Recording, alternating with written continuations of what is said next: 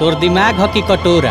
अरे वो भूतनी ही है, इंसान नहीं है। वीडियो में हम बात करने वाले हैं भोजपुरी की एक बेहतरीन धमाकेदार जनमिली फिल्म, जिस फिल्म का नाम रखा गया है दोस्तों घूंघट में घोटाला 3। इस फिल्म से जुड़ी कई सारी अपडेट देने वाले हैं दोस्तों।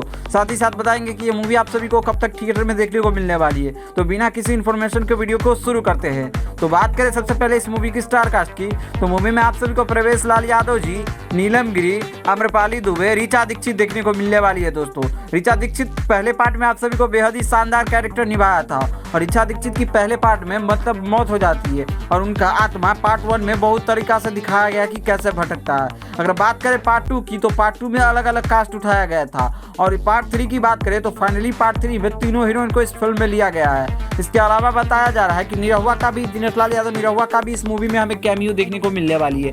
वेल अभी पूरी इन्फॉर्मेशन इस मूवी से नहीं निकल के आई है। वेल जितना भी आप सभी मूवी देखते होइएगा कि उसमें कैमियो होने वाला है इस स्टार का, उनका पोस्टर पे एक भी सीन नहीं रहता है। तो हमें लगता है इस फिल्म में निरहुआ भी देखने को मिलती है। तो देखते हैं ये फिल्म आप सभी के बीच निरहुआ देखने को मिलता है या नहीं। वेल अगर बात करें इस मूवी की रिलीजिंग की, तो इस मूवी को आप सभी के बीच 13 सितंबर से ही आप सभी के बीच नजदीकी थिएटर में आप सभी के बीच इस मूवी को रिलीज किया गया है। अगर आप सभी ने इस फिल्म को नहीं देखा है तो जाके देख सकते हैं। मूवी बेहद ही शानदार है और मूवी की कहानी बेहद ही जबरदस्त बनाई गई है।